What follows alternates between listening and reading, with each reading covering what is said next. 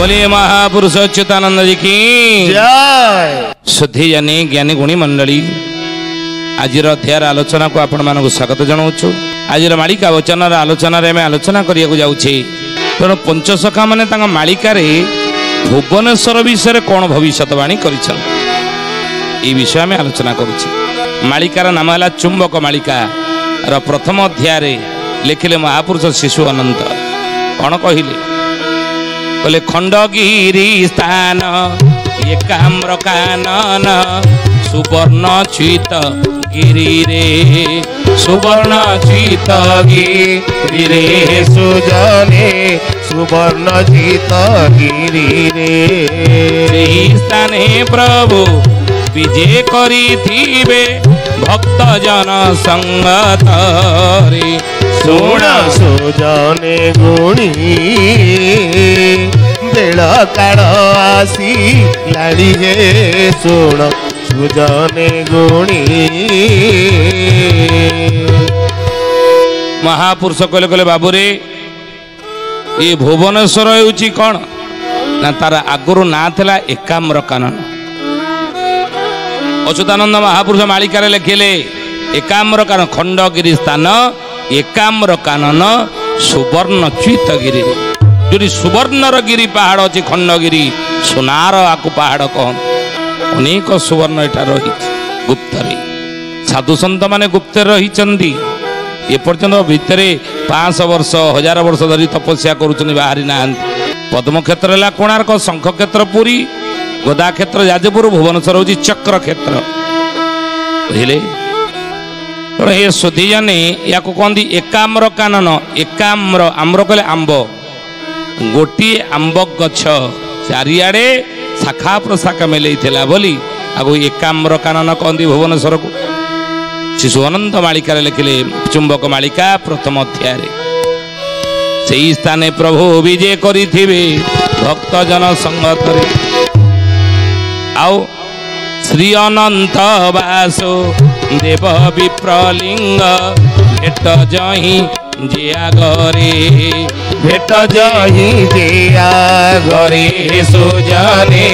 भेट जही जिया गरे बिंदु सरोवरे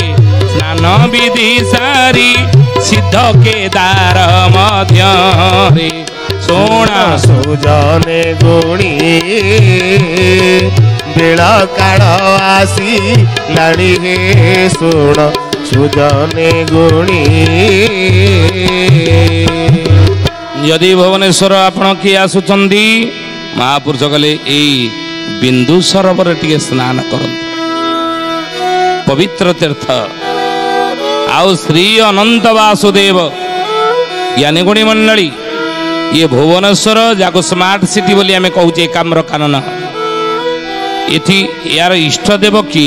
ना श्री अनंत वासुदेव मन रखते कथा ये इष्ट देव होने अनंत वासुदेव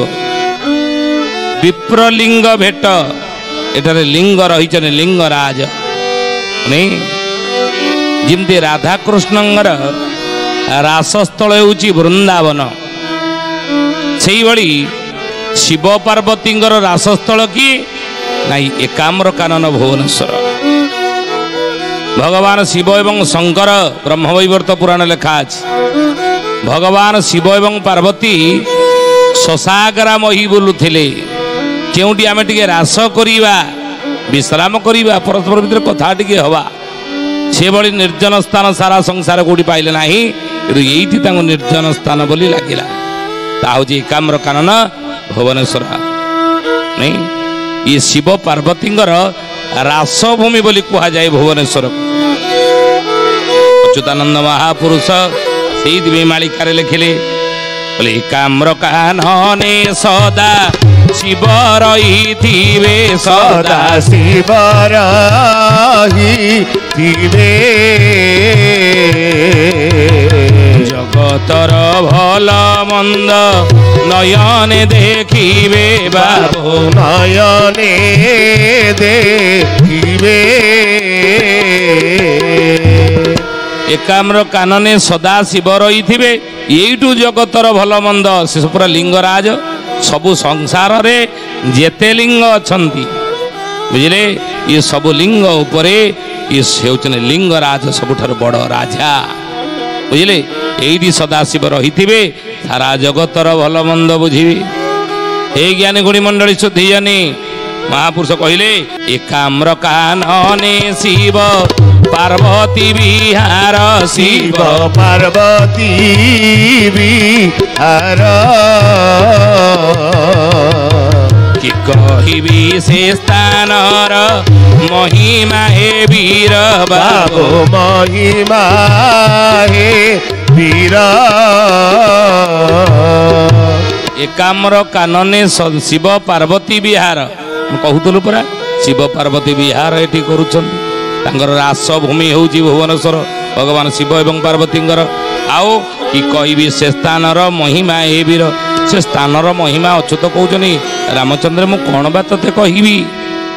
बोले महापुरुष अच्युतानंद जी की शुद्धि जानी ज्ञानी गुणी मंडली बोले बाबूरे एकाम्र कानने शिव पार्वती विहार कि कहबी से स्थानर महिमा हे वीर कौन कहबी ना चारि जुग धाम से ही अटे शिवंकर बाबू अटे शिवंकर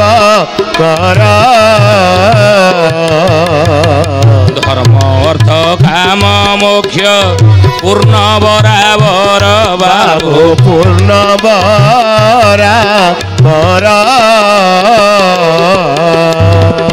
चारि जुग धाम से ही अटे शिवंकर सत्य त्रेतया केवल कली जुग नुह ध्यान देवे कथा उपरे कली जुग नुह चारि जुग सत्य त्रेतया द्वापर कली ये चारि जुगर धामटा भगवान शिवंकर कोउटा ना एकाम्र कानन भुवनेश्वर ये क्षेत्र आसी लिंगराज को दर्शन कले धर्म अर्थ काम मुख्य बराबर आपन को समान भाव में मिल चतुर्वर्ग फल पाइबे कहले भाग्य बळे केही जेबे करई दर्शन बाबू करई दर्शन कृतार्थ होई स्वर्ग रे लभई से स्थान बाबू लभई से स्थान भाग्य बळे केही जेबे करई दर्शन यदि कार भाग्य थिबो पूर्व जन्मर प्रारब्ध ताले से दर्शन करिवो लिंगराज भुवनेश्वर रे अनंत वासुदेव दर्शन कले महापुरुष कहउछनी कृतार्थ होई स्वर्ग रे लभई से स्थान पुनश्च महापुरुष कहउछनी बोले बाबूरे आउरी मध्य महिमा रहीची बोले श्रीबिंदु सागरे स्नान सारिबे समस्त भक्त मिली समस्त भक्त मिली हे सुजने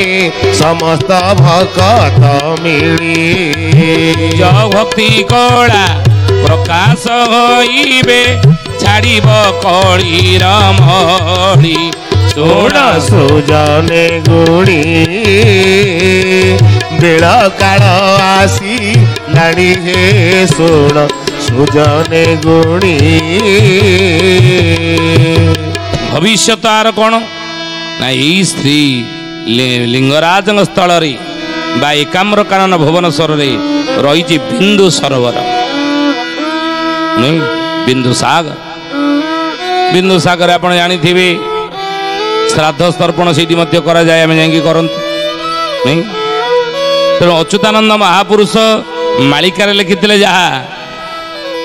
से कथा को चुंबक मालिकार शिशु अनंत प्रथम अध्याय लिखिले बोले श्री बिंदु सागर आग को भक्त माने जी संसार सब जन्म होती भक्त मैंने सब मिलेच्छ तुच्छ होगी ना निजक चिन्ह पार ना मिलेच्छ तुच्छ होगी अच्छा कहीं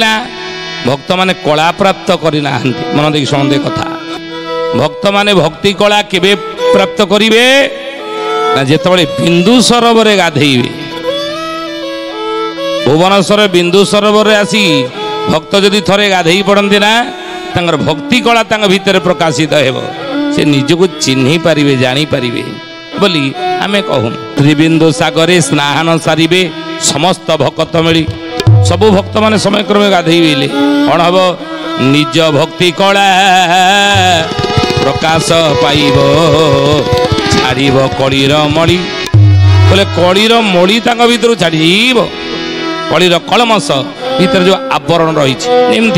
गोटे कौन सुना उपर मड़ी थाए रूपा उपर मड़ी थाए बासन कुसन मड़ी धरी थाए नहीं आम ताको परिष्कार कर दियं सफा कर दियंती धोई धाइकरी तेणु भक्त मैंने तले बिंदु सर्वे गाधई पड़े मड़ी छाड़ भक्ति कला प्रकाश हो।